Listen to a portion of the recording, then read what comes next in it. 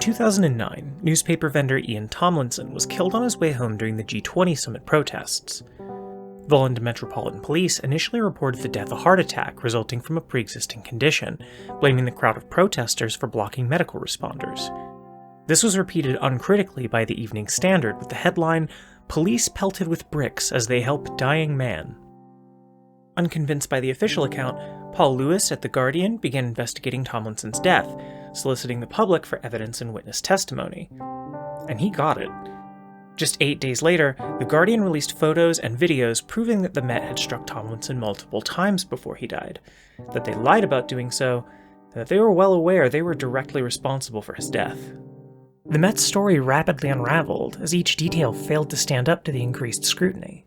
Suddenly those bricks became plastic bottles, the heart attack internal bleeding. The coroner had a record of professional misconduct, the IPCC had lied about contacting the family, reprimanded Lewis for doing so, and actively blocked further investigation while resisting calls to conduct their own. But by this point, the messaging was out of their control. The public was demanding answers. For more than 30 years a pathologist, Freddie Patel's career has now ended in disgrace. He's been denounced as dishonest, unreliable and incompetent. I take full responsibility for Simon Harwood, and I would like to offer my sincere apologies and condolences to the family of Ian. The Guardian's reporting brought international attention and some measure of accountability to an ongoing police cover-up which would otherwise have gone unnoticed forever. For a brief instant, a handful of determined writers in a room somewhere were more powerful than the concept of law enforcement. I think that's extremely cool. Unfortunately, the aesthetics of journalism can confer similar power to people who would wield it for personal gain, and the public can't always tell the difference. In September of 2012, 20 students and 6 school staff of Sandy Hook Elementary were slain by an active shooter. In the weeks of coverage that followed, internet conspiracy theorist and dubious supplement salesman Alex Jones claimed on his web show, which at least superficially resembled a news broadcast, that the families of the victims were just crisis actors. The official story of Sandy Hook has more holes in it than Swiss cheese. My gut tells me the White House, people controlling the governments were involved in this. I mean, they're doing it. They're staging it. Even after being corrected, Jones continued to repeat this lie relentlessly until and sometimes after being sued clean off this plane of existence. All the while, he profited from the attention and the outrage, using it as an opportunity to fundraise and hawk bogus merchandise to his loyal but intellectually vulnerable fan base. He didn't just scam his viewers. His reporting, which I can only bring myself to say with the heaviest of scare quotes, has had dire consequences for the survivors.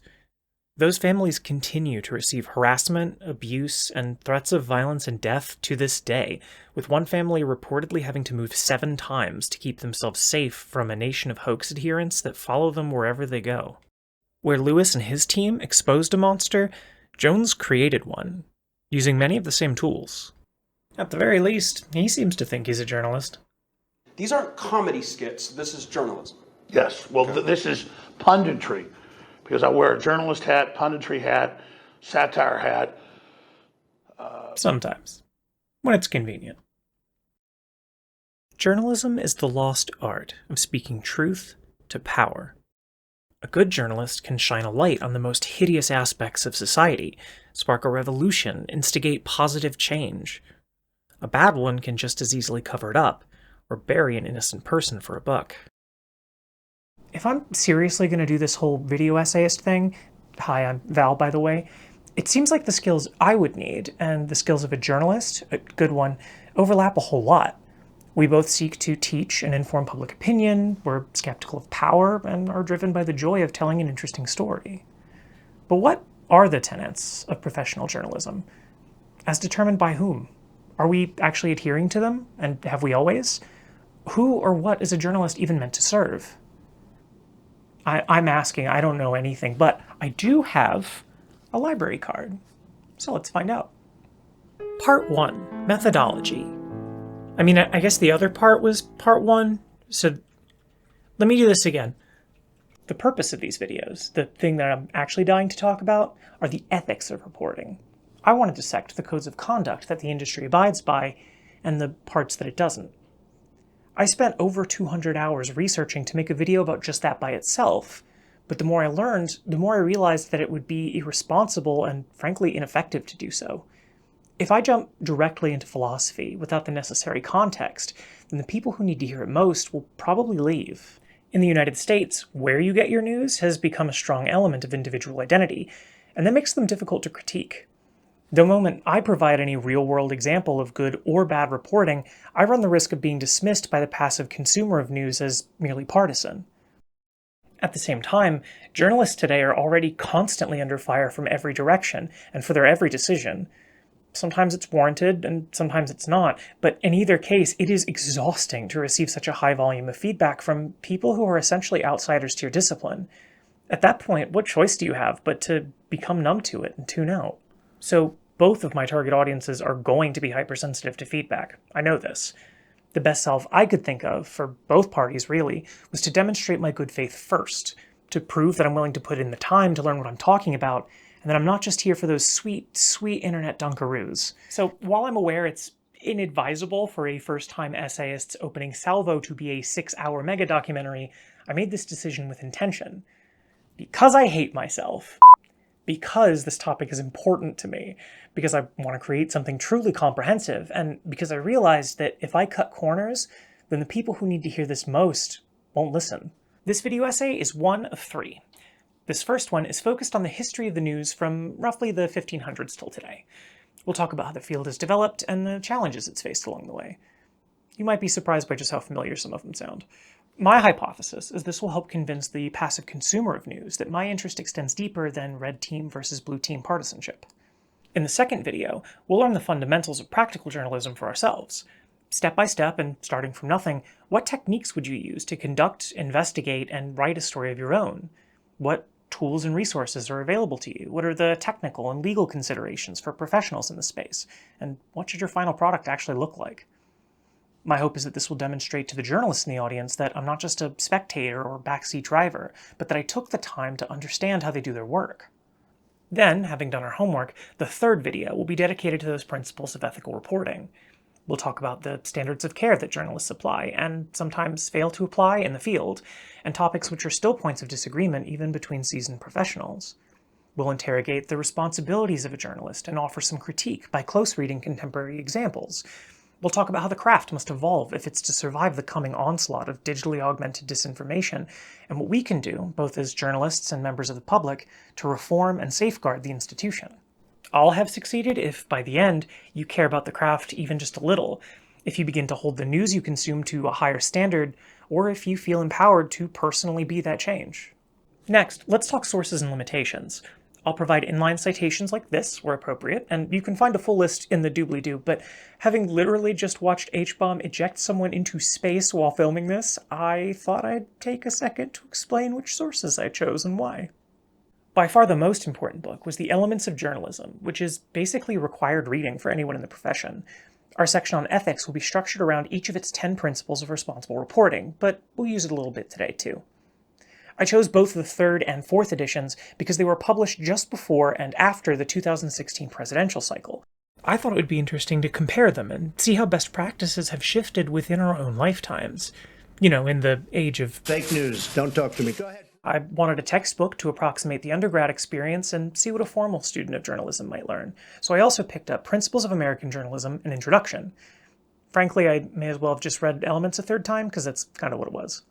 To teach myself the craft, I referred to 2 versions of the Investigative Reporter's Handbook, not for any academic reason this time, but because the Internet Archive got sued while I was researching and had to take down the entire National Emergency Library. Thanks a lot, Hatchet, you bastards. I also used the 56th edition of the Associated Press Style Guide, the Handbook of Independent Journalism by Deborah Potter, and Carol Rich's Writing and Reporting News, A Coaching Method, the 2009 one. I went on this whole adventure to get the newer one, and it was a mess. Do not get me started. My primary source for history up until about the 1940s is Frank Luther Mott's American Journalism, because it's well regarded in the field and old enough to still be available on the Internet Archive. As much as possible, I restricted myself to historical examples drawn from archived reporting I could read myself, which mostly worked, although some of them are exceptionally rare or illegible even in digital form. Mott's well known in the field, so I allowed myself to use excerpts he provided, but for other sources I did not use them, unless I could find the original and verify the context myself. As for limitations, my observations will be primarily focused on American journalism. I am vaguely aware that other countries exist, but unfortunately I live in this one, and I only speak English fluently, and the world's on fire, and my time on it is mercifully finite. I'll do my best, but it will necessarily be a bit US-centric, and I'm sorry about that. Additionally, even history isn't neutral. Relying on any historical account is opening myself up to the bias of the writers. I made sure to compare other sources when accounts seemed open to interpretation, and I would love to come back someday to look at the history of other countries in more detail, and double back with a more recent history textbook to see how our understanding has changed. But at some point you do have to, stop and film the essay. What are you doing? Don't look at my start date. Don't look at my start date! Finally, I have no idea what I'm doing. This is my first essay, so it's probably going to be bad. But I want this to be a space where it's okay to not know things, or to be bad at them, so I forgive me, and we'll learn together. Part 2. The part of the video essay where I define the problem space and provide necessary context for viewers to engage with it. Editor's note: come back and replace this with a shorter title later. If you had asked me at the start of this project to define journalism, I would have just answered, it's the news. And if you'd pressed harder and asked, well, what's the news then? I'd have said, it's the thing that journalists make. But that's not very satisfying, is it? We should probably get a second opinion, preferably from an adult. Elements of Journalism, What News People Should Know and the Public Should Expect, is among the most influential and authoritative texts in the profession, so let's start there. It has two authors, Bill Kovach and Tom Rosenstiel. Both are veterans in the field themselves. Kovach was a bureau chief for the New York Times and curator for the Nieman Foundation for Journalism at Harvard, while Rosenstiel was the executive director of the American Press Institute for nearly a decade, and today teaches the craft at the University of Maryland. Kovach and Rosenstiel hypothesize that there is a deeply rooted drive in humanity to see and understand for themselves what's happening in the world. They call this drive the awareness instinct, defining news as information which satisfies that need for understanding. They also observe that the traits people tend to desire from that news have remained largely consistent throughout history, regardless of where you live, who's in power, or the technology available to you. They argue that while you can have news on its own, there's a secret sauce to it, a necessary act of discovery that makes it satisfying, and which people will seek out in its absence. That act is journalism. By way of example, they point to the imposition of martial law in Poland in 1981. In response to demonstrations from labor unions, the Prime Minister authorized a military junta to suppress the movement by establishing mass curfews, closing borders, controlling media broadcasts, and censoring civilian mail. In response, many Polish citizens refused to watch government-mandated programming, and instead developed an underground press of homemade videos and pamphlets to replace what was taken from them. Kovach and Rosenstiel would say that their awareness instinct was unsatisfied with news from official sources, and compelled them to create a new network of public opinion. This is a pattern that they claim is repeated not just in Poland, but throughout history whenever access to information is restricted. So the authors argue that news and journalism are definitely not synonymous. While news is the end product, the thing in Cinnamon Toast Crunch that kids go crazy for, journalism is the methodology, the process by which news is produced responsibly, which must prioritize the interests of the listener over those of the speaker. They can exist separately, but news produced without that methodology is, at best, propaganda. Okay, so who does the press actually work for? This one's less straightforward. The answer has changed pretty dramatically over time, and while there's maybe an ideal answer, it still isn't totally settled yet. Kovach and Rosenstiel ultimately synthesized two competing schools of thought, from each Walter Lippmann and John Dewey, who we'll learn about a bit later. They write that the primary purpose of journalism is to provide citizens with the information they need to be free and self-governing, and they add that societies which want to suppress freedom must first suppress the press. You can't effectively control or create change in systems that you don't understand, and the world definitely isn't getting any less complex. The average citizen doesn't have the time or the skill to be an expert in all things, or to constantly monitor everything they would need to in order to vote effectively. So a journalist distributes that load by acting as detective of the people. They do this by identifying events of public interest, gathering all the information and evidence that they can through a combination of research, recording, interviews, and deductive reasoning, and then condensing their findings into something the public can use to make informed decisions about their lives. In this way, journalism is a kind of public good, like access to water or parks or the internet. Performed properly, it is a necessary component of democracy, acting as antidote to misinformation and counterweight to established power. According to Kovach and Rosenstiel, a journalist doesn't even work for their own boss. Not really. They should actually work for the public. So the answer to who is journalism for, at least ideally, is you. Like you. I mean you. How'd you get in there anyway? So, who was the first journalist? You could make an argument that journalism as a discipline has to at least be as old as the first historian. They have a lot in common. Historians fulfill a similarly universal human urge by telling stories. They create records of events like journalists do, which help citizens understand the world. They literally shape public record, and it's definitely a kind of public good. Thucydides was an ancient Greek historian who, in the 5th century BCE, wrote the history of the Peloponnesian War. His approach to fact-finding became the foundation for the modern historical method, and it closely mirrors that of a journalist, so maybe he's the first one. Rather than framing events as the will of intervening gods, as was the style of the time, Thucydides was unique in that he strictly attributed them to cause and effect, the behaviors of individuals, and relationships between nations. He also applied a novel set of standards to evaluate whether accounts were credible enough to warrant inclusion into the historical record. Thucydides sought multiple sources for each claim, and while he committed to reproducing their accounts faithfully, he also maintained a healthy skepticism, treating their contributions more as hypotheses to be tested. Far from permitting myself to derive it from the first source that came to hand, I did not even trust my own impressions, but it rests partly on what I saw myself, partly on what others saw for me, the accuracy of the report being always tried by the most severe and detailed tests possible. My conclusions have cost me some labor from the want of coincidence between accounts of the same occurrences by different eyewitnesses, arising sometimes from imperfect memory, sometimes from undue partiality for one side or the other.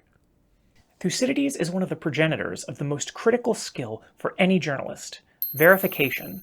And if we asked a modern journalist to investigate the Peloponnesian War, they would follow the same playbook that he did, seeking testimony from as many parties as possible, comparing their statements for inconsistencies while managing their own biases, and publishing a report on the findings. The problem with conflating these two disciplines is a conflict of interests. If journalism primarily serves the public as a watchdog keeping power in check, the opposite is often true of classical historians, many of whom were members of the clergy or under the employ of political rulers of their time. Thucydides himself was a general in the Athenian military. When printing something critical of the church or government can get you executed for heresy or treason, this proximity is going to have an impact on the things you're willing to say. Doubly so if they're the ones paying you to write it. Plus, no matter how impartial they may strive to be, accounts from historians wouldn't have been independently verifiable by subjects in those systems, who, in addition to being unlikely to be able to read them, were particularly vulnerable to the whims of those same commissioning rulers. Since they couldn't be safely questioned, historical accounts just didn't serve the same purpose for the public. In most cases, they weren't even the target audience. The old adage is, history is written by the victors, right? Well, ideally, journalism is written by the people, and for them, too. So, at best, historians wrote yesterday's news, in the opinion section. Maybe we'll have better luck narrowing our focus to the history of the newspaper. The Acta Diurna of Rome are sometimes credited as the world's first gazette, although many of the details of what the Acta contained and who they were for are matters of spirited academic debate. They're generally described as a set of notices inscribed in metal or stone and displayed in a public forum, basically a bulletin board. They're thought to have primarily contained news authorized by the Roman government, such as decrees from the emperor, but also notices of civil affairs, such as births, deaths, and marriages. They're most often attributed to a decree from Julius Caesar in 59 ADE and are thought to have been used until 222 ADE. Now, you may have noticed that I used a lot of weasel words just now, and that's because there are no surviving copies of the Acta Diurna. The one source which was believed to contain one, a set of biographies called Historia Augusta, has since had its authenticity, authorship, and even date of publication called into question. So everything we know about the Acta is really our best guess, based on unrelated correspondence and secondhand references in other literature. It doesn't help that the word Acta has multiple meanings, so even that is a journey of interpretation by scholars.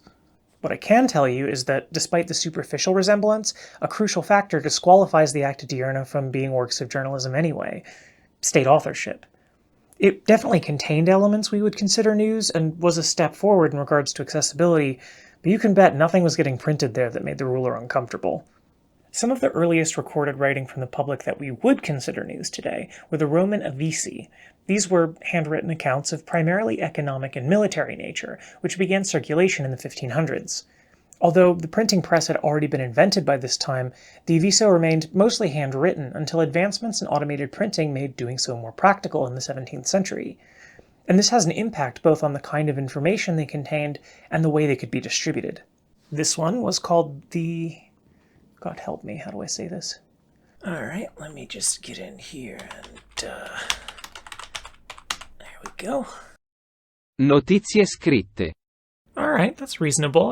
I can make those sounds. Let me just get a second opinion real quick. This, oh yeah, howtopronounce.com. This looks extremely legit. Notizie script. I'm just gonna split the difference on this one. It was distributed monthly in Venice beginning in 1556 and contained an arrangement of approved political, economic, and military news. And some scholars do point to this as the first newspaper. Like the Acta Diurna, the word approved there is doing some heavy lifting, though. I wouldn't rule it out completely, there's some nuance, and it really depends on who you ask.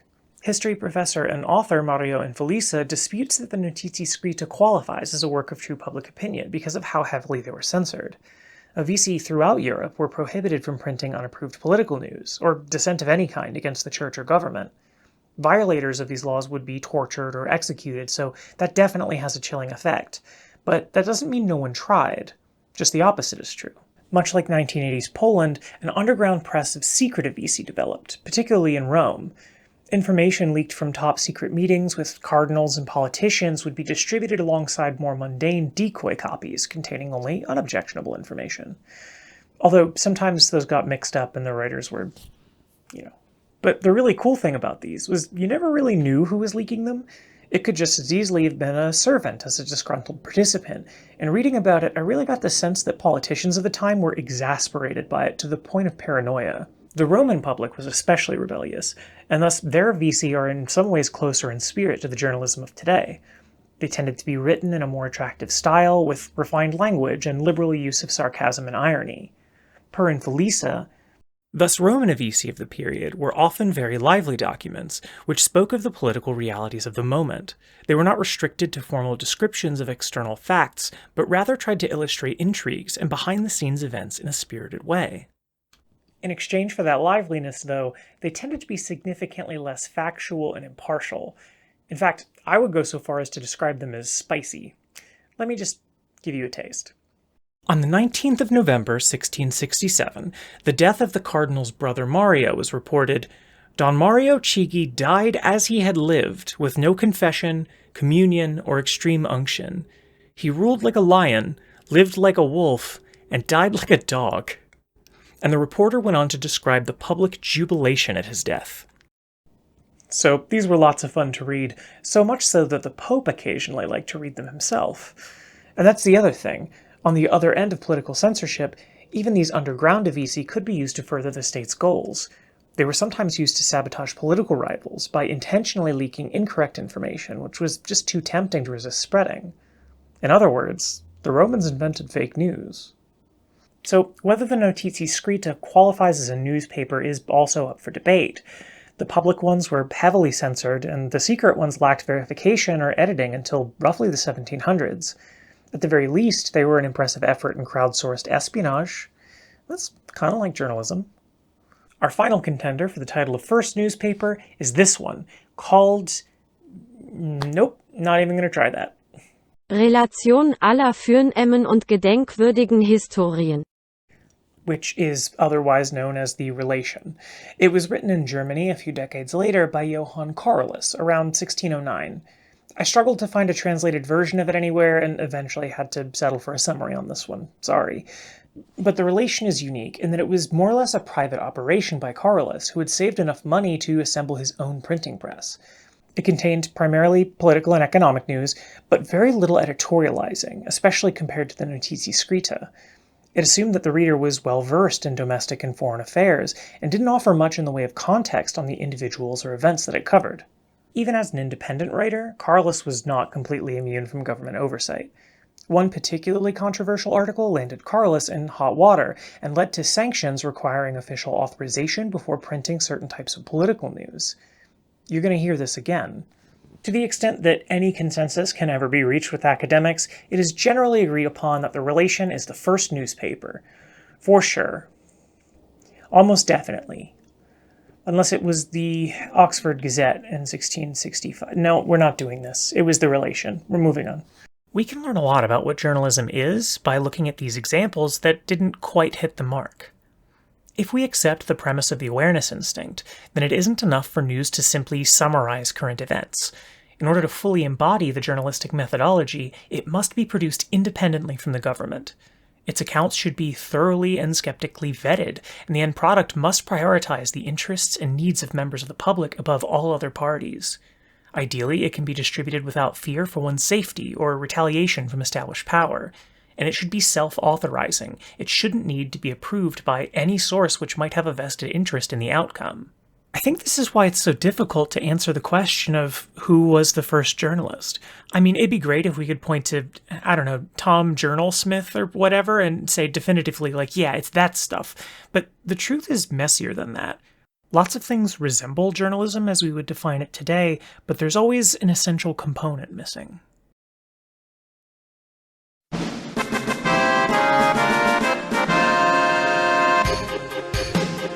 All that is to say, the early history of the craft is a bit of a moving target. To Kovach and Rosenstiel's point, you can find traces of it throughout human history, and no matter which spot you pick, it always seems to be mid-refinement. Its origins seem to defy definition. Journalism is at once both old and new, ancient, but still in beta. Kind of like Dwarf Fortress. Part 3.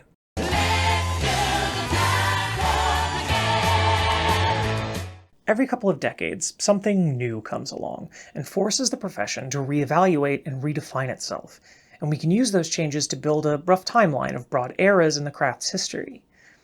As far as I can tell, most of them don't have formal names, and anyway, it's my video essay, which means I get to name them.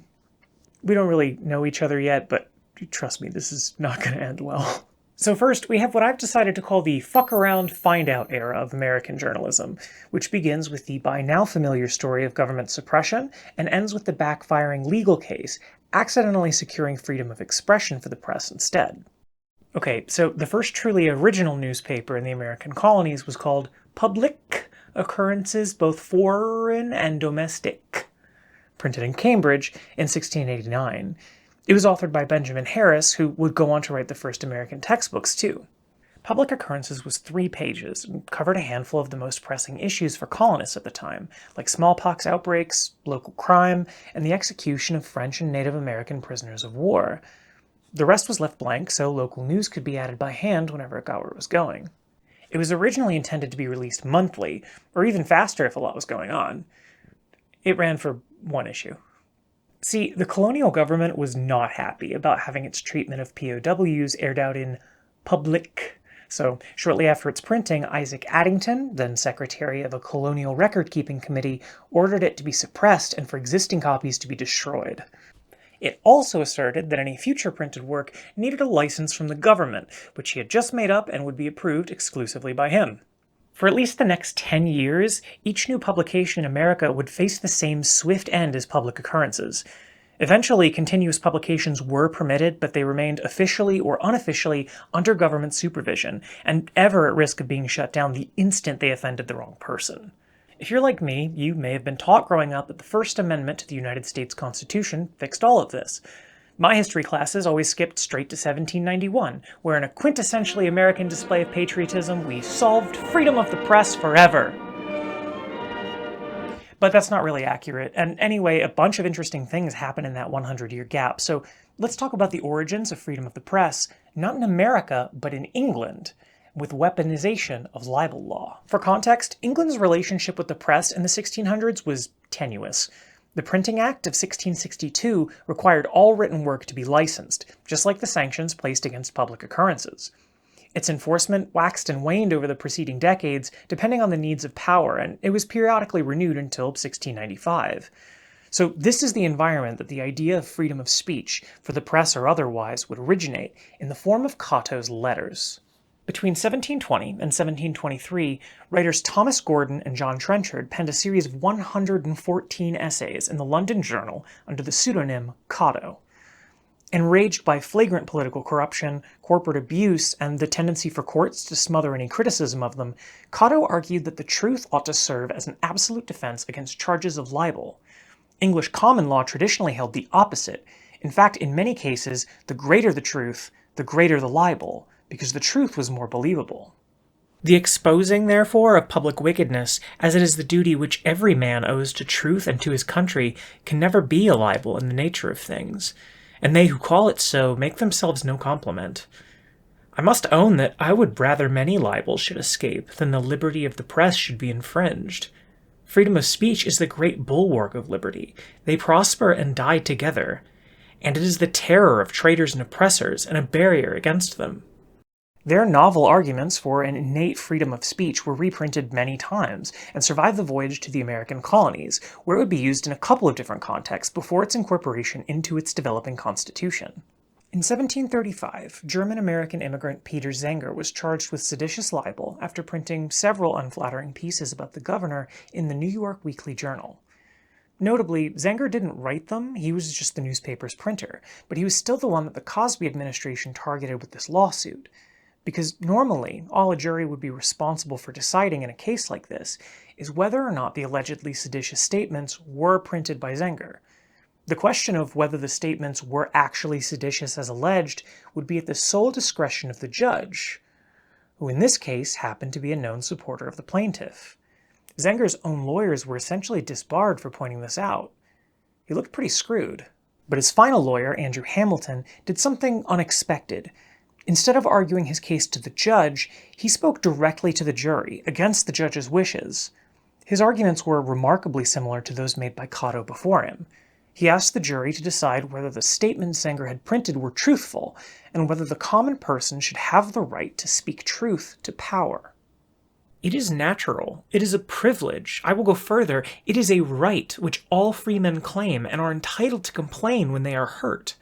They have the right publicly to remonstrate the abuses of power in the strongest terms, to put their neighbors upon their guard against the craft or open violence of men in authority, and to assert with courage the sense that they have of the blessings of liberty, the value they put upon it, and their resolution at all hazards to preserve it as one of the greatest blessings heaven can bestow. If you should be of the opinion that there is no falsehood in Mr. Zenger's papers, you ought to say so. It is your right to do so, and there is much depending upon your resolution as well as upon your integrity. Now, the judge told Hamilton off for doing this, and forbade the jury from considering any factor other than whether Zenger had actually printed the statements to begin with. Zenger had very obviously and verifiably done this, so their job was just to rubber stamp it. But the jury did not comply.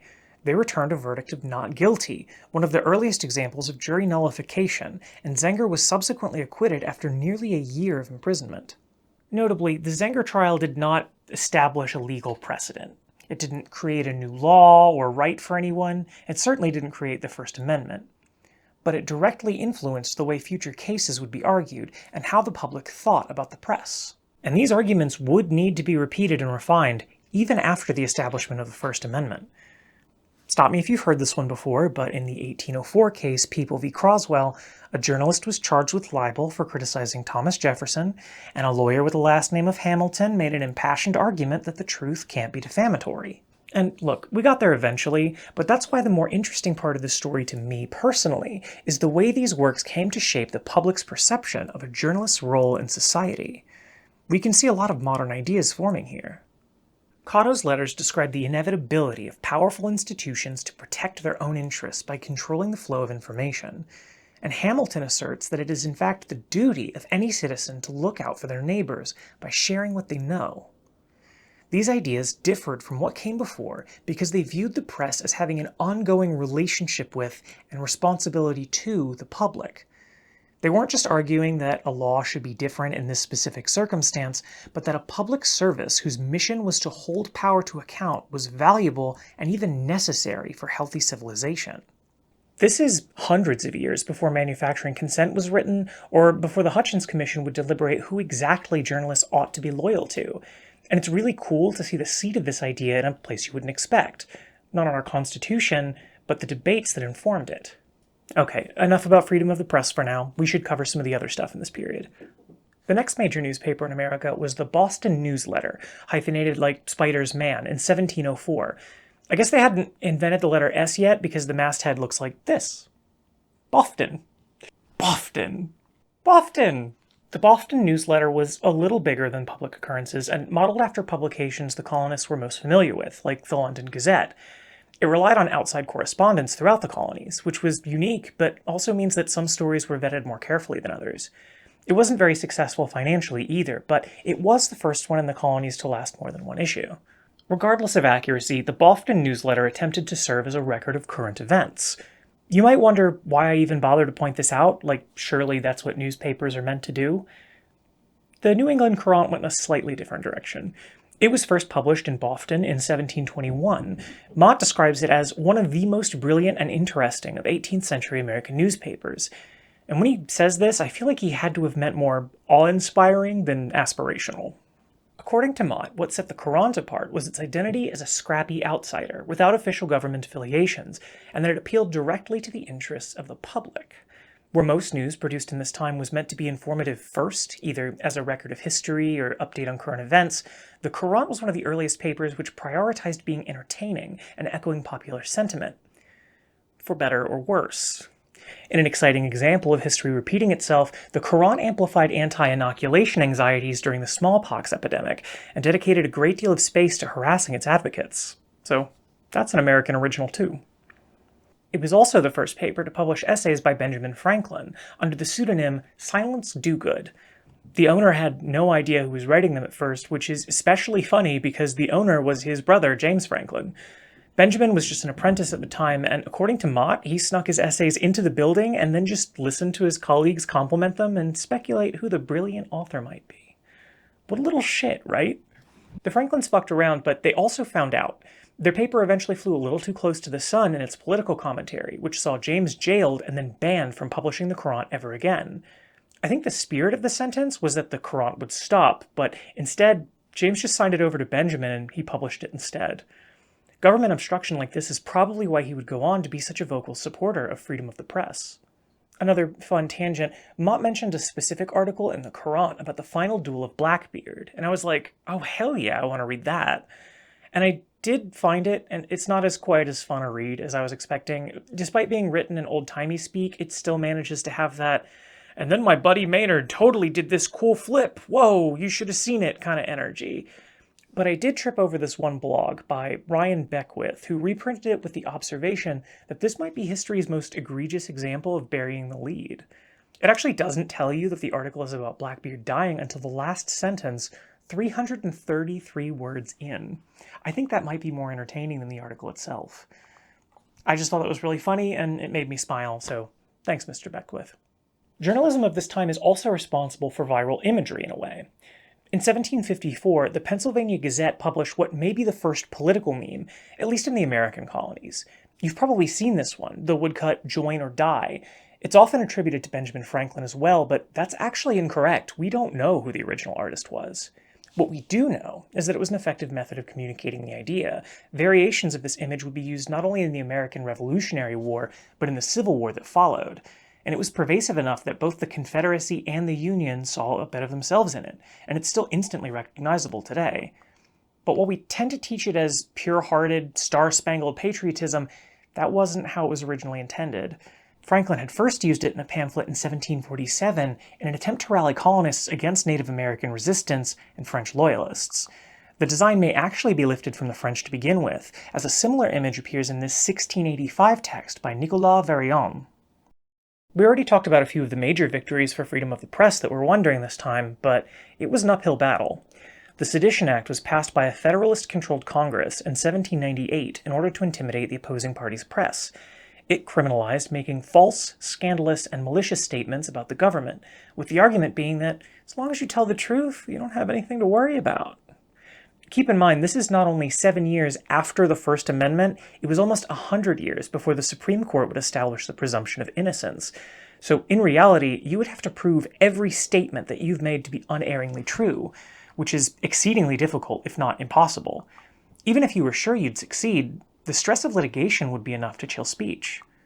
While the Sedition Act was eventually found unconstitutional, and is today used as a lesson to law students on how not to behave, it was used multiple times until then, with editors and private citizens alike jailed and fined. One last interesting note, during the American Revolution, printers were already starting to operate at a loss. Depending on where you lived, prices varied wildly, and apparently they struggled quite a bit with subscribers who just skipped out on payment. Mott mentions an anecdote of James Rivington pleading with fleeing loyalists to please pay for the paper that supported them on their way out. Unfortunately, the edition of the Royal Gazette that this appears in doesn't appear to have been scanned anywhere, but I think it's a really funny mental image. Anyway, to compensate, papers started taking on more ads and classifieds, and this is also where editors start to have trouble striking that balance between their financial and educational needs, which is a theme we're going to come back to a lot. Between the ads, illustrations, and first dedicated editorial sections, newspapers are starting to look a bit more familiar. Print media as we recognize it today really came into its own in the 18th and 19th centuries, coinciding with the proliferation of mass-distributed newspapers and increased access to education and literacy in the general population. Mott calls this period the party press, followed simply by the later period, but I think it could be improved with a bit of descriptive dysentery, so I'm going with the Oregon Campaign Trail. In the 1800s, the landscape of politics in the US was split between the Federalist and Democratic Republican parties, and this is reflected in the highly partisan newspapers of the time. Most publications were explicitly loyal to one party or the other, presenting the issues of the day from the perspective of either business owners or farmers, respectively. So this has happened before. How nice. The primary purpose for news at this time was to mobilize voters. Not necessarily to sway them, most newspapers were owned along party lines and focused on active campaigning. That's not to say that independent publications didn't exist or that cultural or commercial features were never printed, but they were fewer and farther between. At the same time, newspapers became cheaper, faster to make, and more widely available than they had ever been, as printing presses transitioned from being hand-operated to steam-powered. Then the telegraph was invented in the 1830s, which allowed information to travel at speeds previously thought impossible. The combination of these two factors led to the formation of the penny press, so named because that's what one copy of the average paper would cost. The resulting newspapers were called tabloids, which didn't mean the same thing yet that it does today, but is probably where we got the term. Back then, it was just in reference to their size, it just meant they were compressed.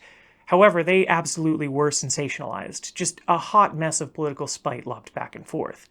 Mott goes so far as to describe this period as the dark ages of partisan journalism. Presented for your amusement. Should the infidel Jefferson be elected to the presidency, the seal of death is that moment set on our holy religion. Our churches will be prostrated, and some infamous prostitute, under the title of Goddess of Reason, will preside in the sanctuaries now devoted to the Most High. Look at your houses, your parents, your wives, and your children. Are you prepared to see your dwellings in flames, hoary hairs bathed in blood, female chastity violated, or children writhing on the pike and the halberd? Look at every leading Jacobin as a ravening wolf, preparing to enter your peaceful fold and glut his deadly appetite on the vitals of your country. Great God of compassion and justice, shield my country from destruction. Then there were the coffin handbills, distributed during the lead-up to the 1828 election between Andrew Jackson and John Quincy Adams. One of the more famous examples of dirty politics, they alleged that Jackson had been a terrible military leader who had ordered the execution of soldiers and Native Americans just for funsies. It also claimed that he was an adulterer and included cute little cartoons which depicted him straight up stabbing a man in the street.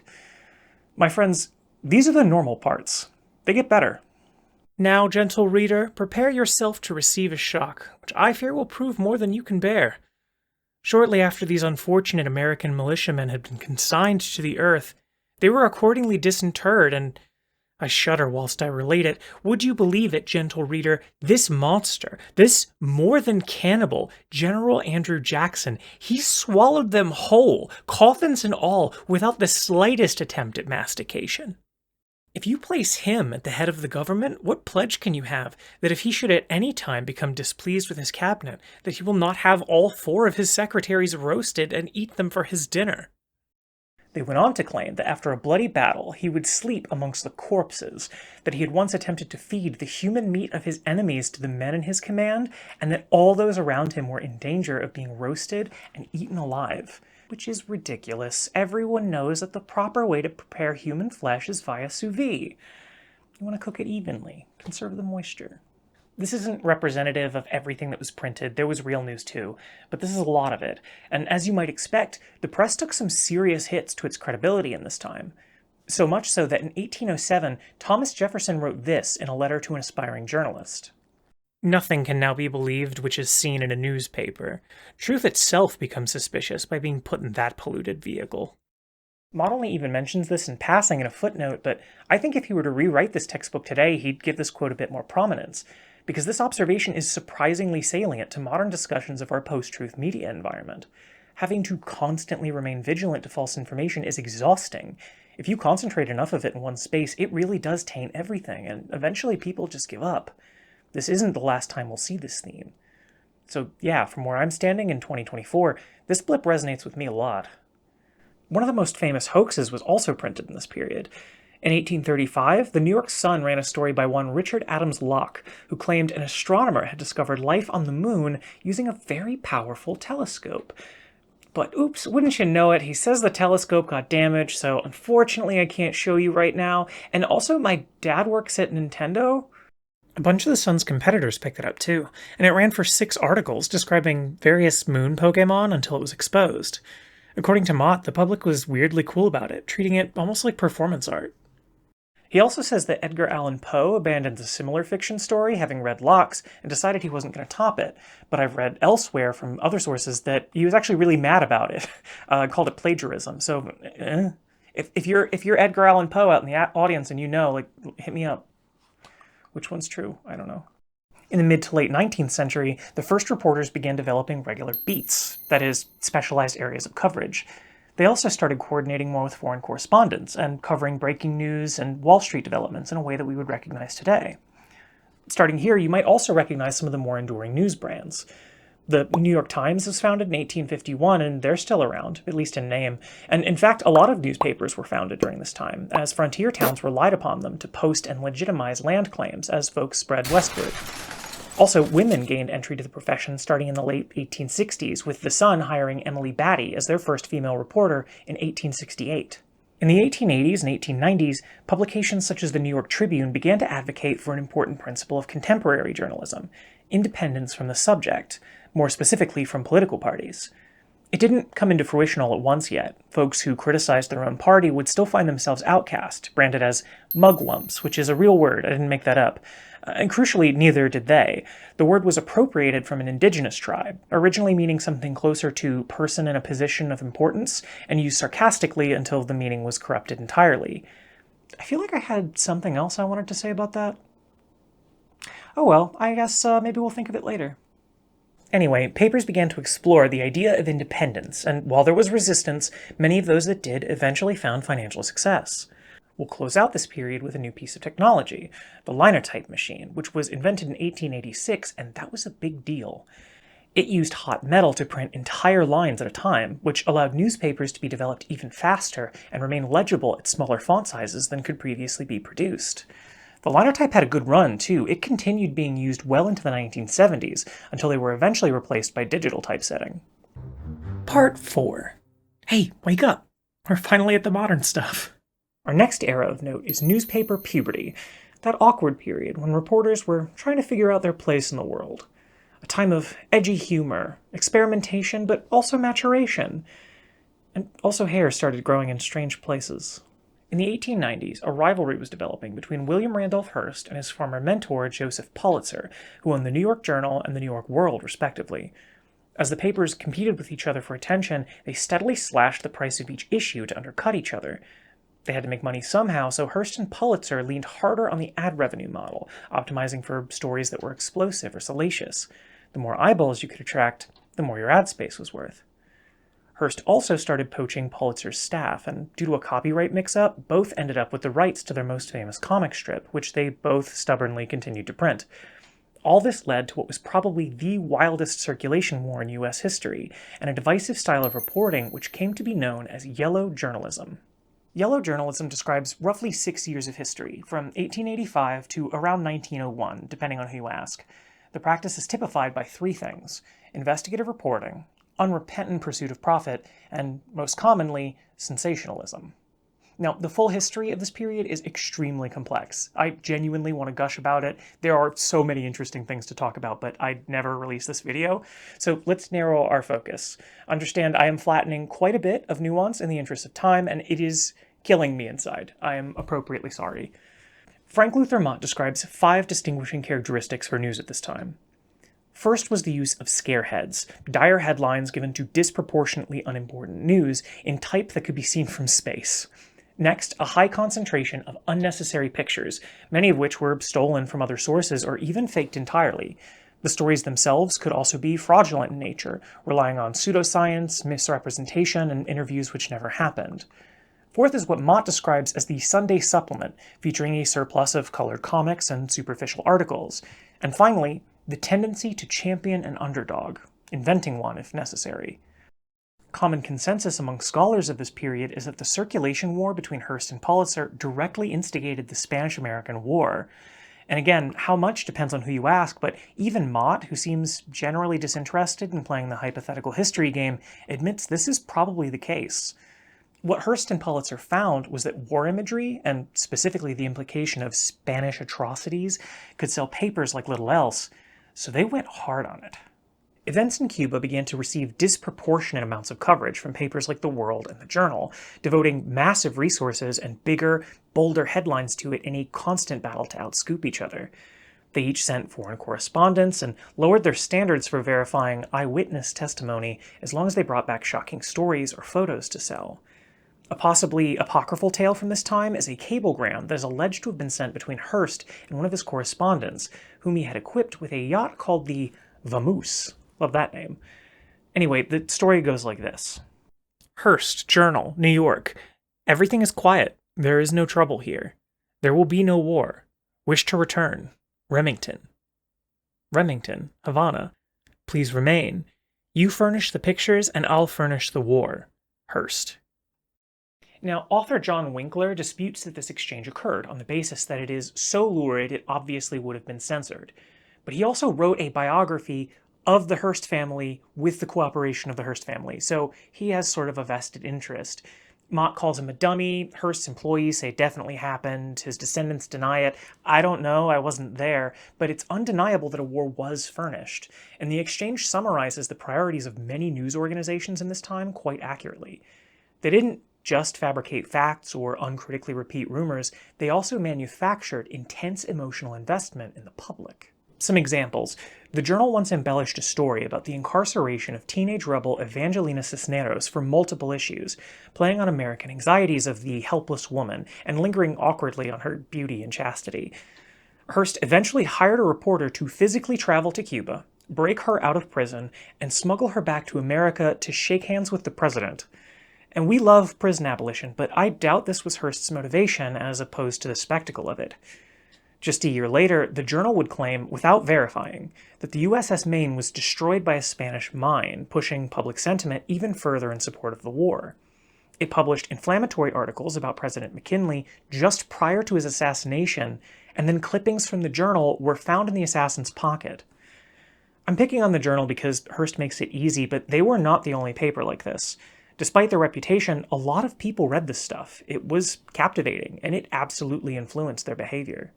Mott emphasizes that not all the practices of yellow journalism were necessarily bad. Some elements, such as the incorporation of illustrations, consideration for the interests of readers, and the elevation of the struggles of common people, would eventually benefit the craft. And in fact, a tremendous amount of quality investigative reporting was done in this time, creating a public appetite for it. Although it's rarely covered in the traditionally male-dominated historical canon, an increasing number of these contributions were made by women, including Native American, Black, and Jewish American women who had previously been denied access. Their methodologies formed the bedrock of many of the standards we use today and legislation that we take for granted. According to Carol Batker, author of Reforming Fictions, there are astoundingly few secondary sources for the work of these authors, despite their broad impact and importance. Unlike similar work by white men, you either know about the originals or they pass you by completely. You could, as I nearly did, spend hours and hours studying Progressive Era reporting without encountering these names or works at all. We're going to rectify that problem right now.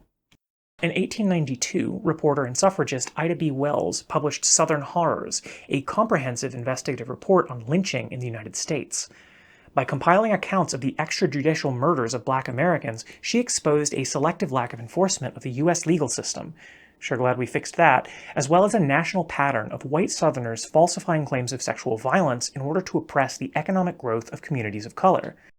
The strong arm of the law must be brought to bear upon lynchers in severe punishment, but this cannot and will not be done unless a healthy public sentiment demands and sustains such action. The men and women in the South who disapprove of lynching and remain silent in the perpetration of such outrages are particeps criminis, accomplices, accessories before and after the fact, equally guilty with the actual lawbreakers who would not persist if they did not know that neither the law nor militia would be employed against them. Wells also saw the futility of asking a deeply prejudiced government to police itself.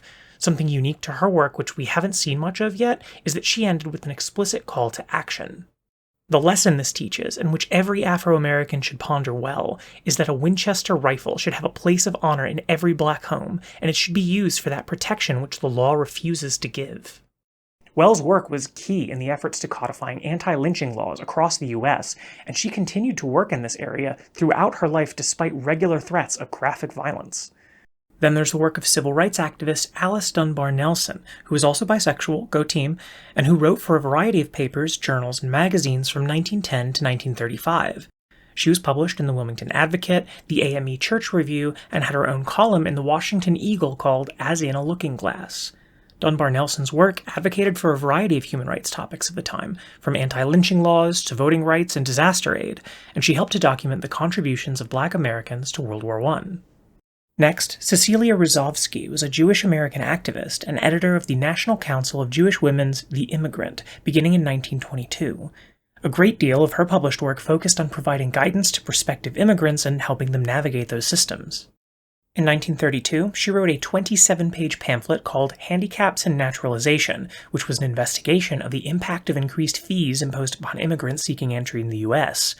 It was published by the National Council on Naturalization and Citizenship, and according to Mary McCune, Associate Professor of History at the State University of New York at Oswego, eventually influenced Congress to reduce those fees.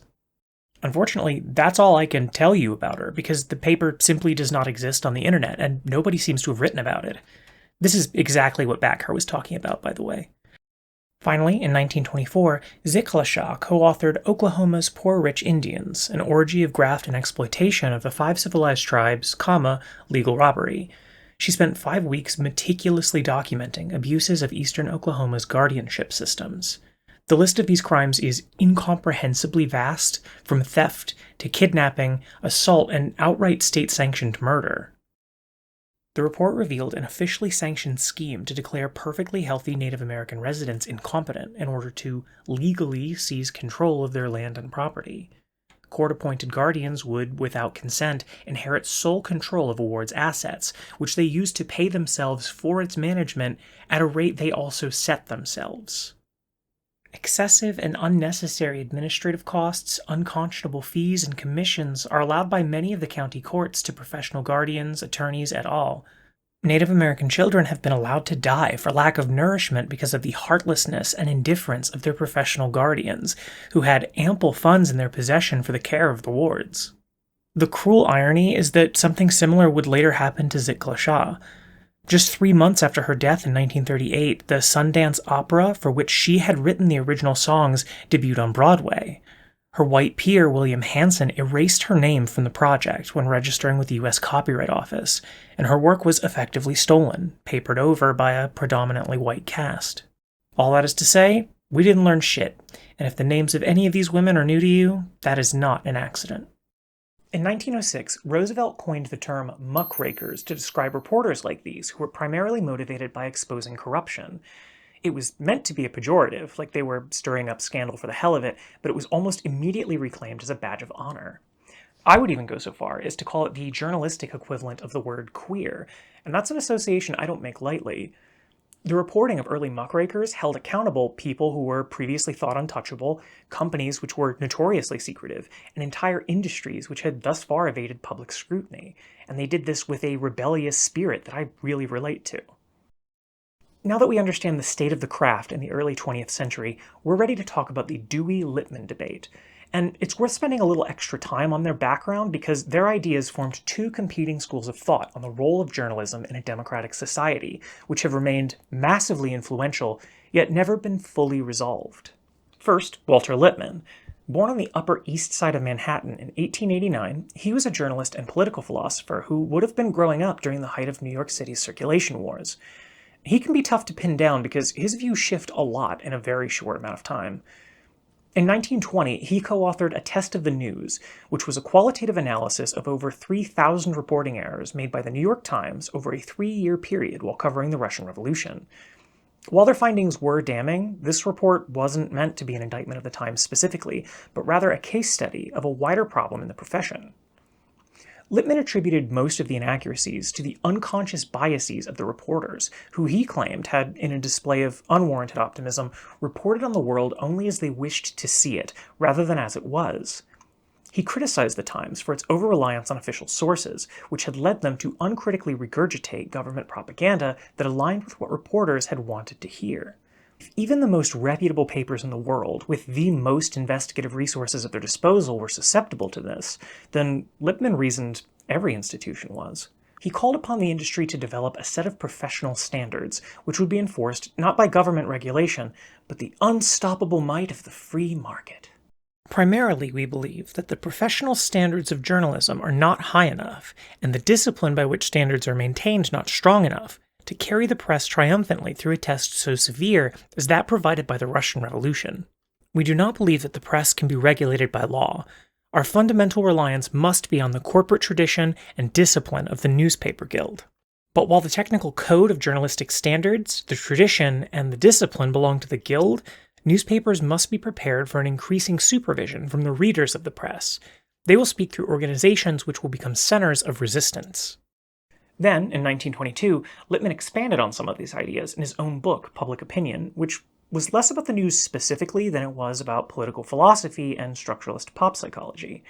The first third or so of the book is consistent with his findings in A Test of the News. He distinguished between news and truth, which he saw as different things. He argued that every human being's understanding of the world was limited by their perceptions, judgments, and past experiences, creating a truth which is personal to them. And these personal truths are inevitably applied to the production of the news. There are a lot of other really enduring ideas in this section too. Lippmann is the one who coined the term stereotyping as we use it today, as well as the idea that the press could manufacture the consent of the public through its coverage. But this is where the similarities end, because by this point, just 2 years later, he had come to form a much dimmer view of society. In Public Opinion, Lippmann argued that the average citizen not only lacked the context needed to vote effectively, but that they didn't even care to learn. In his view, human beings were inherently selfish and motivated by their own interests. Their attention was fleeting and arbitrary, and the fallacy of democracy was that the government shouldn't attempt to match public opinion, because the public was stupid. The outsider, and every one of us is an outsider to all but a few aspects of modern life, has neither time, nor attention, nor interest, nor the equipment for specific judgment. You cannot take more political wisdom out of human beings than there is in them. Instead, Lippmann explicitly called for the formation of a governing class, and this is a guy who wrote speeches for Woodrow Wilson, so you know where he saw himself fitting in all this. For some reason, nobody ever says, "I think there should be a governing class, but it shouldn't include me." He proposed that decisions in society should be entrusted only to experts who had the necessary context. They should operate solely on objective measurements of what was best for humanity, without regard for the will of the people.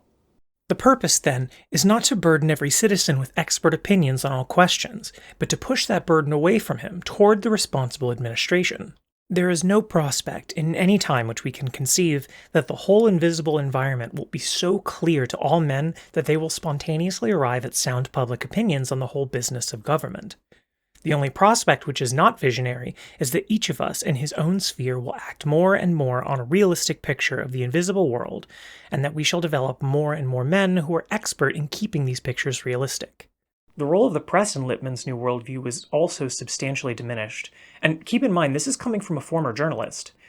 He accused the field of primarily indulging in the common man's, quote, hunger for sideshows and three-legged calves. In his view, the only purpose of a newspaper should be to print scientific fact for the sole purpose of preparing the public to vote yes or no between two predetermined options. Not to provide context, and certainly not to editorialize. Give the public exactly what it needed to consent to policy and be done with it. If it sounds like this might contradict with earlier laments of manufacturing consent, yeah, it does. He doesn't really grapple with that, sorry. His position seems to be more, it's inevitable that people in power will do this, so we might as well resign to doing so with intention, for good things. By 1925, his stance had hardened even further with his publication of the Phantom Public. To call him disenchanted with democracy would be an understatement at this point. I would go so far as to call his relationship with the public actively antagonistic. These various remedies, eugenic, educational, ethical, populist, and socialist, all assume that either the voters are inherently competent to direct the course of affairs, or that they are making progress towards such an ideal. I think it is a false ideal. I mean an unattainable ideal, bad only in the sense that it is bad for a fat man to try and be a ballet dancer. The public must be put in its place, so that each of us may live free of the trampling and the roar of a bewildered herd. Reading Lippmann's work back-to-back today feels kind of like watching your friend from high school circle the drain on Facebook, growing more and more angry at everything until you kind of don't want to talk to him anymore. And I'm definitely being a little uncharitable, skipping over some of the finer points in the interest of time. Not everything he says is super fashy, and there's some good stuff in there, but between 1920 and 1925, I don't think it's unfair to observe a rapid descent toward authoritarianism in his work. Dissatisfied with democracy, he would go on to advocate for the creation of a world government instead, run by the most meritorious of society, of which he most certainly saw himself a member. If this sounds familiar, that's because, surprise, Lippmann is also one of the founders of neoliberalism. So, to summarize Lippmann's view, public opinion is fake. People are irrational cattle, the role of the press is to disseminate only objective fact, and democracy is a doomed enterprise, so fuck it. So then comes this scholar named John Dewey, and he's like, whoa man, are you alright? You seem to be going through some stuff. He responds directly to public opinion and the Phantom Public a couple of times, most famously in his book The Public and Its Problems in 1927, which is actually an anthology of lectures he had given during this time. Dewey is all in on the way that Lippmann identified the problem. He has a lot of praise for him in this regard. He just isn't satisfied with the conclusion, because where Lippmann looked at this from the perspective of a jaded journalist, Dewey was an educator. He conceded that, yes, democratic systems can be gamed, and it's true that people lack the knowledge and skills to engage with them right now. But actually, that's a good thing. That just means we get to teach them. It is true that those who have ability to manipulate social relations for their own advantage have to be reckoned with. They have an uncanny instinct for detecting whatever intellectual tendencies even remotely threaten to encroach upon their control. No man and no mind was ever emancipated merely by being left alone. Removal of formal limitations is but a negative condition. Positive freedom is not a state, but an act which involves methods and instrumentalities for control of conditions. A thing is only fully known when it is published, shared, socially accessible. Record and communications are indispensable to knowledge. He sounds like a real Lucky 10,000 kind of guy. Dewey was especially skeptical that it should be the sole responsibility of an aristocratic class to hand-select who is worthy of knowledge. In fact, he believed this was already being done by capital and was part of the problem. Dewey proposed that capitalism and industrialization were to blame for any perceived lack of curiosity in the public. According to him, labor had become so compartmentalized as to actively discourage learning. He reasons that, of course, individuals will seem disinterested, feel disempowered when actively prevented from seeing the complete picture or directly affecting the outcome. It also didn't escape his attention that big business owned the means of disseminating information through its ownership of the press. If the public was misinformed, this wasn't because of an innate lack of intelligence. It was a problem created artificially and intentionally by the press and the businesses who owned them, who would stand to directly benefit from a disengaged public. You know, reading his lectures, you really get the sense he's being polite about calling Lippmann out. Like, okay, I see what you're doing. You're saying you should be the boss of me. I know it, you know it. But okay, I'll entertain the idea. Let's see where it goes. So, what did he think that we should do instead? Well, when it comes to the press, Dewey says it isn't enough to just print objectively measurable facts. He questions whether those even exist and identifies this as a core contradiction to Lippmann's proposal.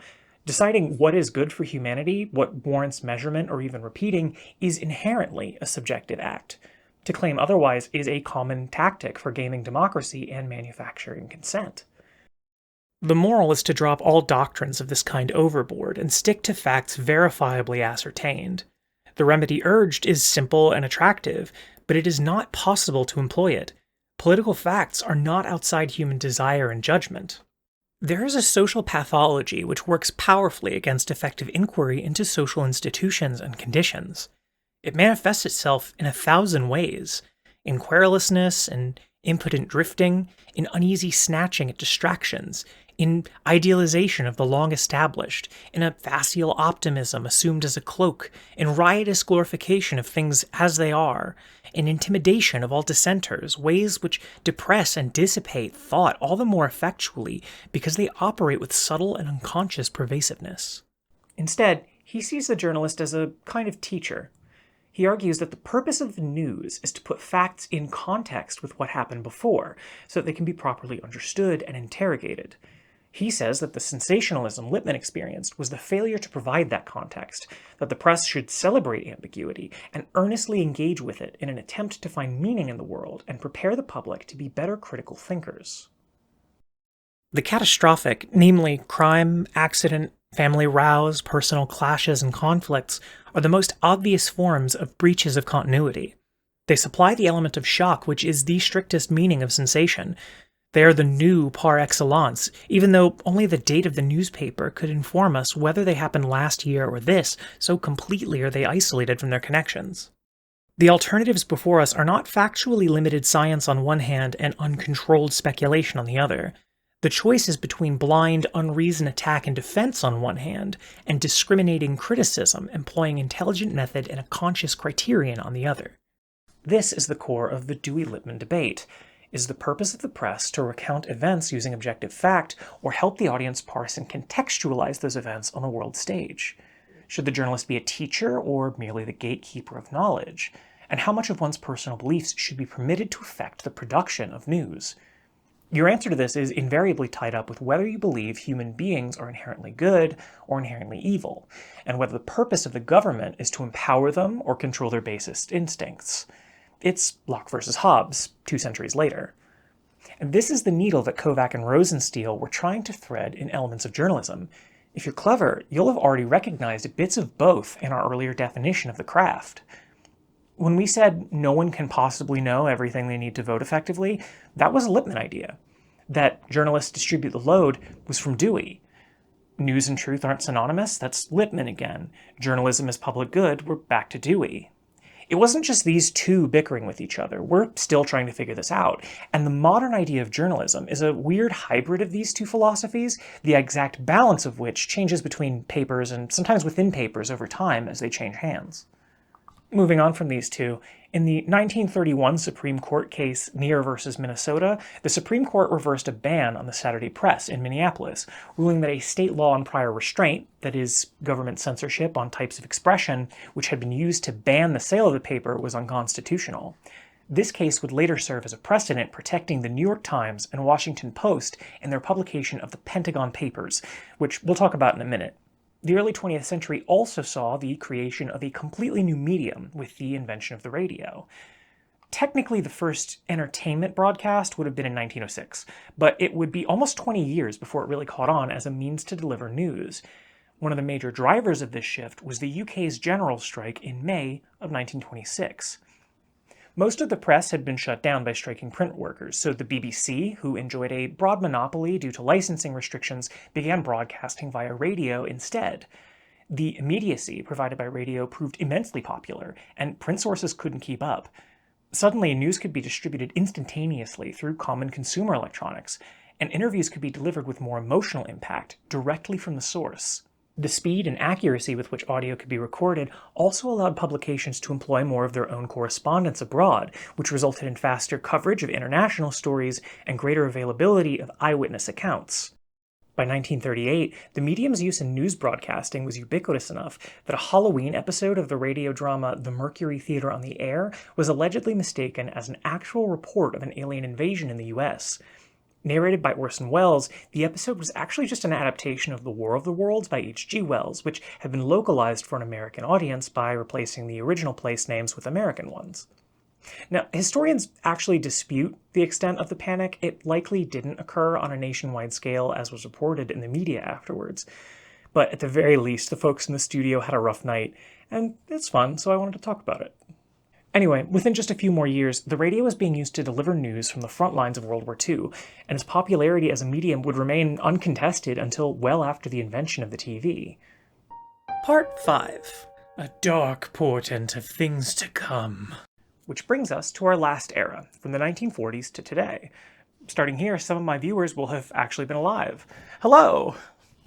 I'm calling this period Prometheus Burns Himself, because more than anything, it's characterized by the acceleration of technology and the press's attempt to learn to use and control it. And I'm actually going to take a step back and cover these events more broadly than the previous ones.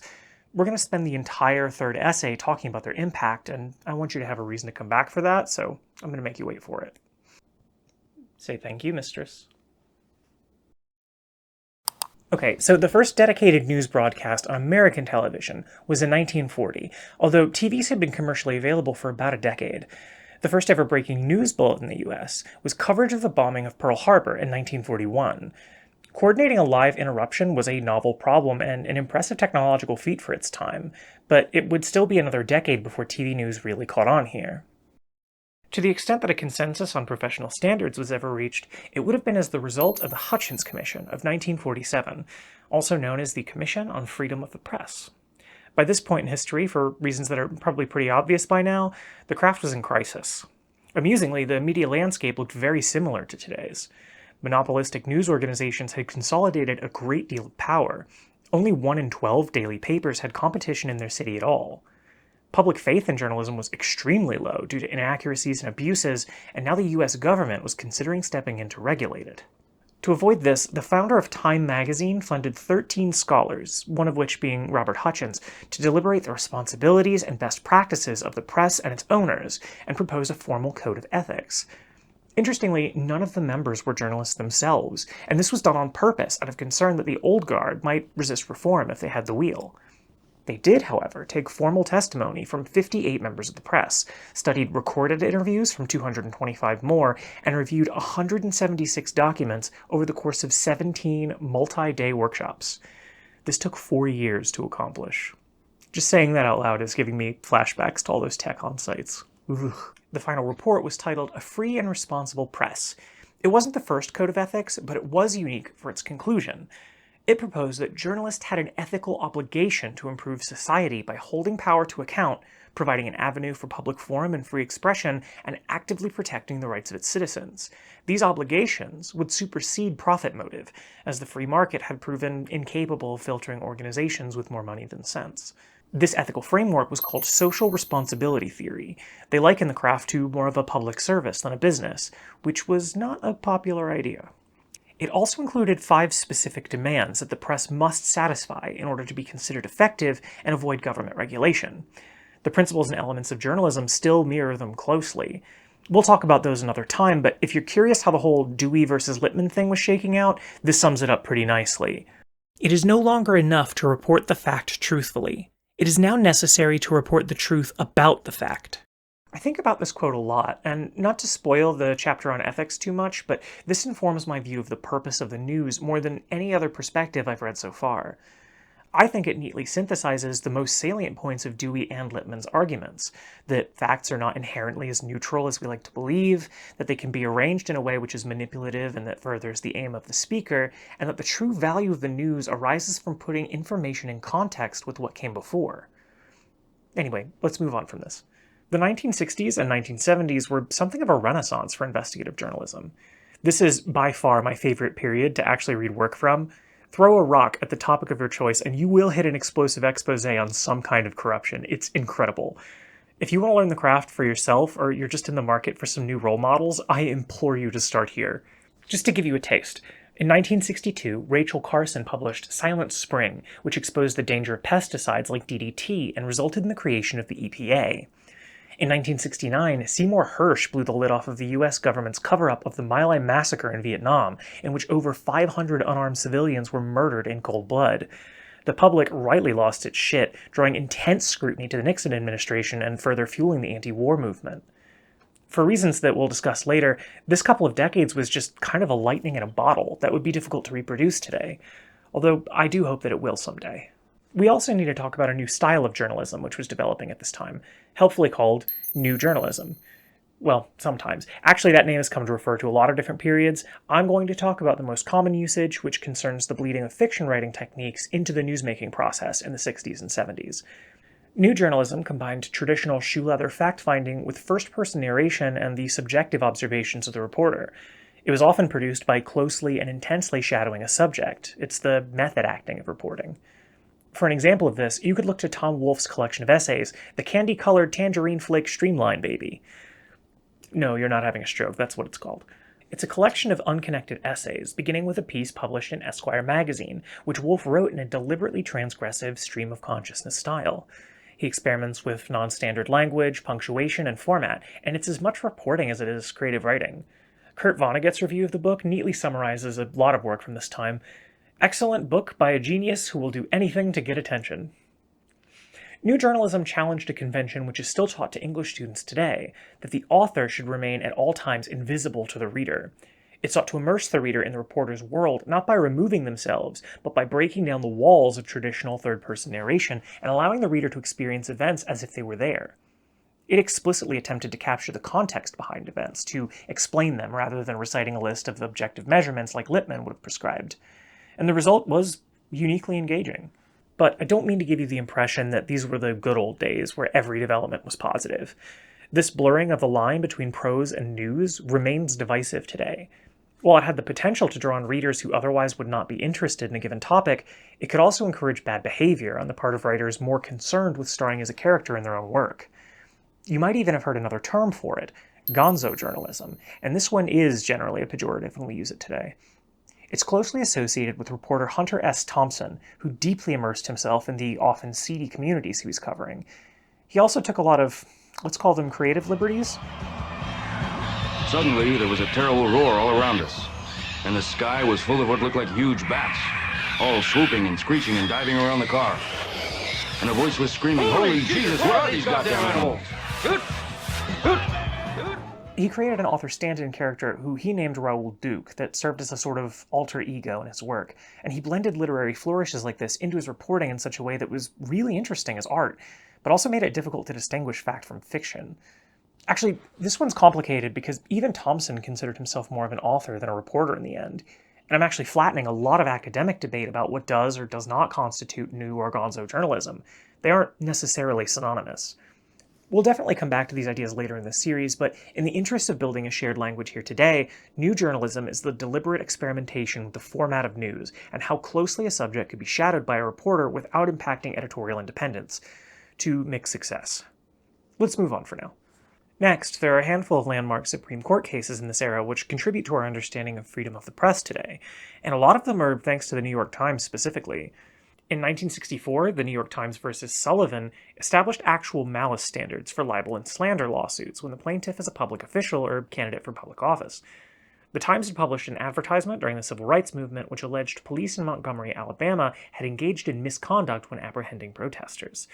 The broad strokes of the ad were correct, but some of the specific details were not, like what songs they were singing at the time, and the police commissioner used this as an opportunity to sue the paper. In turn, the Supreme Court ruled that public figures upset with reporting on their official business must prove that the false statements were made on purpose or with reckless disregard of whether it was true in order to avoid chilling the press. Then, in the 1971 case New York Times versus the United States, the Supreme Court held that the First Amendment protected newspapers' rights to publish a leak of the Pentagon Papers, overturning a restraining order to suppress the leaked documents on bogus grounds of national security. A year later, Carl Bernstein and Bob Woodward built upon that leak to break the Watergate scandal, leading to Nixon's resignation. It doesn't get more high impact than that. The 70s also saw the first significant instances of collaborative journalism between competing news organizations.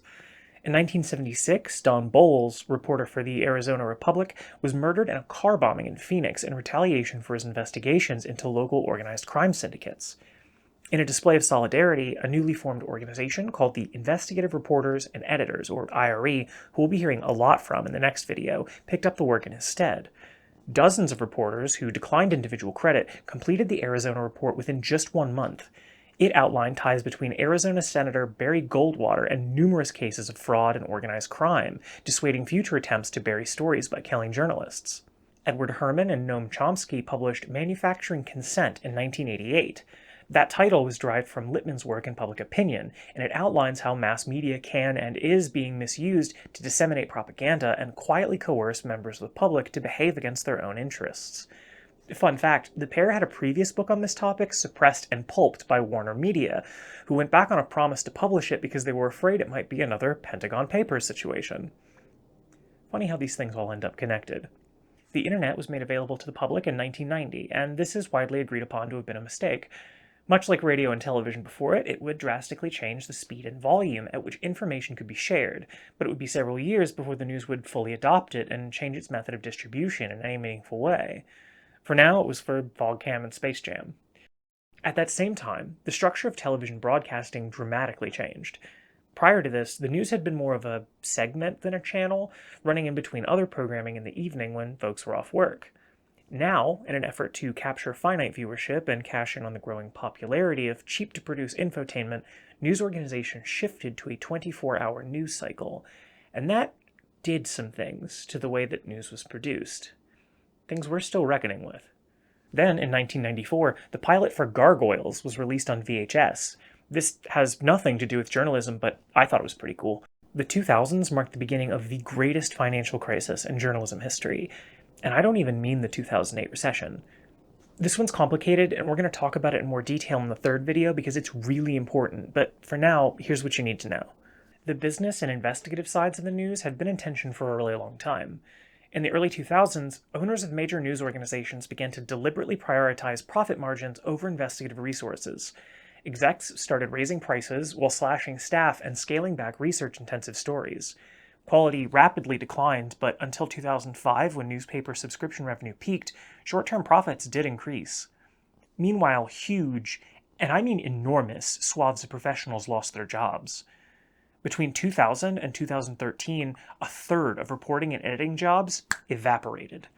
Kovach and Rosenstiel claim that in TV reporting alone, newsrooms shrank by more than half. According to census data, in 1980, the ratio of PR staff to journalists was 1 to 1.2, but by 2018, it was 6 to 1. There's never a good time to be laid off. Ask me how I know, but the timing here is especially terrible because another huge change was coming. Facebook launched in 2004 and introduced an algorithmically curated feed in 2011. It wasn't the only social network, and in the early days, the impact of networks like this was small. But as demand for news in these spaces grew, news organizations began to rely on them to reach their audiences, eventually becoming dependent on them entirely.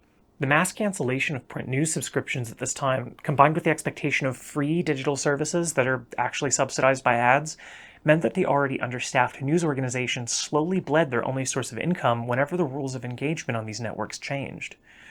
Newsrooms either didn't notice or didn't care that the door had been closed behind them.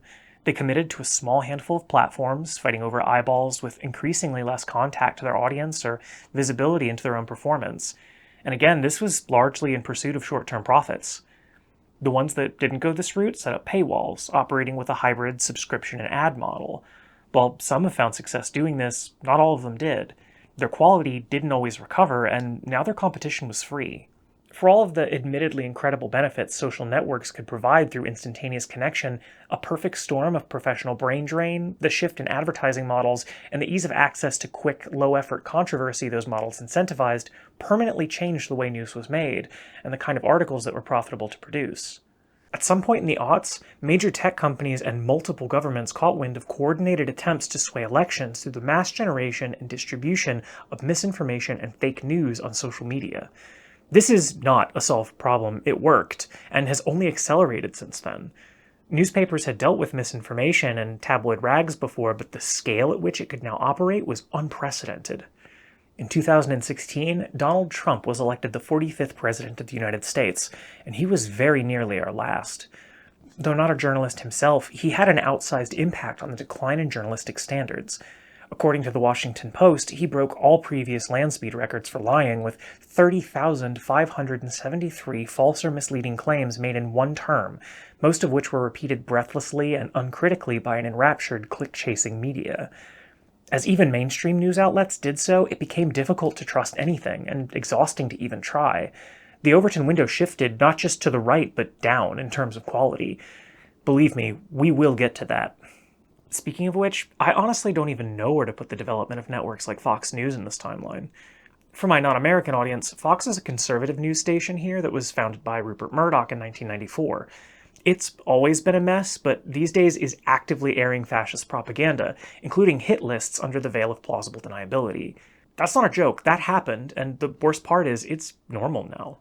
No one should put up with this. No parent should put up with this for 1 second, no matter what the law says. You're in the hope that these people will do something to stop these crimes before the lives of more children are destroyed. So the board members would include Edith Carey. I think people really underestimate how huge of an impact Fox has had on the profession. The problem with trying to map Fox on this timeline is that putting them anywhere before literally today's date is a gross misrepresentation of how unbelievably toxic it is and the harm that it's causing. They're constantly pushing the limits of just how bad journalism can get, so the only safe way to handle it is to put it here, where X equals whatever date you're watching this in the future. I'm sure they've outdone themselves by now. Finally, ChatGPT was released in November of 2022. If the launch of the internet was Prometheus bringing fire home and social media was him playing with it, this is where he learns about accelerant. ChatGPT was not the first large language model, but at time of writing is the most advanced and popular one. It was accompanied by incredible advancements in the automated generation of images and video based on deep learning technology. Products like OpenAI, Stable Diffusion, and Midjourney scraped the collective knowledge and labor of all of humanity off the internet and fed it into an algorithm which remixes it without accountability or attribution. The most obvious impact that it's had so far is making the generation of misinformation faster and easier than it's ever been. We can now fake photos without needing to personally hone one's ability to manipulate them manually in Photoshop. Deepfake audio and video of your target of choice is trivial to produce with sufficient training data, which is freely available despite our parents warning us not to share personal information on the internet. It's easy to imagine a million dystopic scenarios in which trust in journalism is permanently eroded, and make no mistake, many of them are already happening. But how this technology will continue to shape the future of the craft is really anyone's guess. It's a developing story, and the day I publish this video, anything I've said about it will be instantly out of date, so that's fun. Part 6. So what, nerd? Okay, well with that we have very sloppily condensed approximately 500 years of reporting history into about 40 minutes. I'm sure I did a terrible job, but that should get us going. So what can we learn from this, and what are we actually going to use it for? If it wasn't clear, you are now firmly in the opinion zone. I just wanted to flag where the expert opinions stop and my amateur conclusions start. First, resistance to journalism is exactly as old as journalism itself. No sooner had the first story been written than its very subjects tried to bury it. To discuss its origins, you necessarily must discuss censorship in the same breath. We like to think of this as a historical thing, but that struggle was never actually resolved. Journalism is, at its core, an eternal arms race between abusers who would prefer to operate in secret and the absolute nosiest bitches you know. Those in power will always be incentivized to protect their own interests, and by definition, they have the most resources to do so. They can afford to influence the law and flex its full weight in a way the average citizen can't. We've lived through attempts to roll back freedom of the press, jail whistleblowers, and control the spread of information. We've seen powerful institutions, up to and including the United States government itself, invoke seemingly neutral-sounding slander and libel laws in order to smother reporting on its mistakes, even after the ratification of the First Amendment, when it theoretically should have been impossible to do so. We've seen Congress and the Supreme Court, not even the icky contemporary one, pass and enforce obviously unconstitutional laws in order to chip away at the press as an institution. And it doesn't really matter who's in power. The temptation is always there. You only have to drop your guard for a moment. In this environment, journalists are perpetually on the back foot. The few rights and protections that they've managed to claw for themselves today are not privileges or rewards for good behavior. They weren't bestowed by mistake, and they aren't even safe. They are necessary checks and balances on individuals with disproportionate power who would very much like to see them disappear and are actively trying to do so. And if they succeed, that can only harm you. There is no world in which you benefit from having less information or less ability to hold others accountable. So we should be skeptical of attempts to weaken the power of the press or to lower the public's confidence in its value. Not in its efficacy. We need to be able to discuss and evaluate that honestly. I mean the importance of the press in a healthy society. We have at least 5 centuries of precedent to point to understand what people are trying to do when they do this, and what they stand to gain from limp reporting. Secondly, we can see that this isn't the first time the news has been polarized. I'm not even sure it's more polarized today than it was in the party press of the 1800s. It's honestly a pretty close call, but there have been a lot of really interesting parallels between then and now, and I wonder if there's something we can learn from that. One thing we have in common with that period is the explicit allegiance of news organizations with specific political parties. Then, as now, many citizens gravitated towards those papers which reflected their political views, and coverage of current events was filtered through them. An ever-increasing volume of personal attacks ran alongside convenient misinformation, and it became difficult to distinguish those things from actual news. The coffin handbills wouldn't be out of place today. I wouldn't even blink at this point if someone accused a politician of cannibalism. Surely someone's done that already. And remember that word mugwump? Well, I left something important out earlier. It was used on individuals who didn't toe the party line, specifically members of the Republican Party who opposed candidates like James Blaine on grounds of corruption. It was used to shame them out of the party entirely. I think this shares a striking resemblance with contemporary use of the term rhino, or Republican in name only, which we're seeing members of the press use today to shame those who oppose Donald Trump. And this makes me really question the idea that the polarization of the news, then or now, is a reflection of the will of the people. It's popular for editorials today to ruminate on how divided we are as a nation, as if it's the fault of the readers for refusing to meet in the middle. But golden mean fallacy aside, maybe it's the other way around. News organizations often align themselves this way. Maybe readers followed. We know that that's possible. In the 1900s, we saw how targeted coverage could sway public opinion toward or away from political causes. Hearst and Friends towards the Spanish-American War, and Seymour Hersh away from Vietnam. The effect this has on the public also seems really similar to me.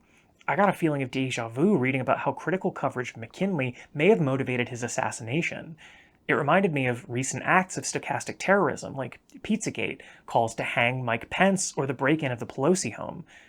Taken together, I really feel like we're watching a repeat of that period of history in particular. I know these don't all map perfectly, and maybe this is a bit of a stretch, but if I'm right and things are trending that same way today, how'd we get out of it last time? Well, the rigor and independence of investigative and new journalism emerged largely as a response to the deficiencies of the party press and yellow journalism before it. It took intentional and concerted effort from major publications to separate themselves from political candidates and shake their dependency on government sources. And not to let us off the hook, it also took public demand, rewarding outlets that made those changes with financial success and making it clear that doing so is viable. I'm curious whether we'll navigate these problems the same way today. Third, it's clear that news organizations have always struggled with financing. Journalism is a public good, but it's unique in that it can't be funded like one, at least not in any of the ways that we've tried. Accepting money from any organization, whether it's a government entity or a private one, inhibits your ability to cover that source without pulling your punches. From subscribers skipping town without paying, to the competitive urge to slash prices to basically nothing, to reliance on sponsorships and advertisements from the entities you may someday need to investigate, there's always something in the way. And know that I'm underselling it right now. We're going to talk a lot more about the money and its effect on the newsmaking process in the ethics video. What it comes down to is that the news is expensive to produce. Almost nobody wants to pay for it, and a lot of people would be willing to pay to suppress it. Those people also happen to be the ones with all the money, and paradoxically, they're also the ones who own the papers. This is going to continue to be a problem under capitalism, and it's a tough one to solve. And finally, we've had crises of credibility before. I would argue we've always had one. One of the things that surprises me reading the history and philosophy of the discipline is nobody really seems to acknowledge that. It's all very optimistic, rose-tinted, well, things used to be bad, but not now. Now we know better, and things are good. And then the very next period is characterized by rampant misconduct, and I just don't think that bears out. Individual papers and individual reporters have pulled in the other direction over time, but if you asked me to point to the good old days of journalism, I guess I'd say maybe the 60s and 70s. Even that wasn't perfect. To the extent that such a time ever existed, it was very short-lived. That's not to denigrate the incredible reporting that people in the field have produced throughout history. In fact, I think that makes it more impressive. They were swimming upstream. But if we really want to improve the craft, it's clear to me that we need to aim higher than many of us have personally been alive to experience, certainly higher than where we started. If you were alive in the 60s, then congratulations, you don't count, you're perfect, and I love you. Maybe the industry is overdue for another sort of Hutchins Commission, assuming we can actually stick to its recommendations. The need to remain separate from government influence also creates some complications here, because there's no enforcement mechanism. I don't know the answer to this one either. My point is that while the causes may be different, the problem isn't new. We've realized our mistakes before and improved things, even if only temporarily. There's nothing stopping us from doing it again. But we're coming dangerously close to prescription in this conclusion, aren't we? I don't think we're qualified to offer solutions yet. We're still on the outside. We're backseat driving. If we're going to offer critique, then we need to be able to do it better ourselves. We need to learn not just what journalists have done, but what they currently do, and how, and why. Barring that, we're just pundits. So the next video will be dedicated to learning the craft itself. We'll learn how journalists choose their stories, the tools they use, how to run an investigation, how to interview people, organize your research, and structure the final product. We'll learn about things we didn't even know that we needed to know. Where this video is strictly academic, the next one will be practical. I'm really excited for it, and it's been a ton of fun to work on. So if that sounds interesting to you, then I hope you'll come along. Until then, keep honing that awareness instinct and don't sleep with any dead bodies. Yeah, that's the outro I'm going with. Bye, fam!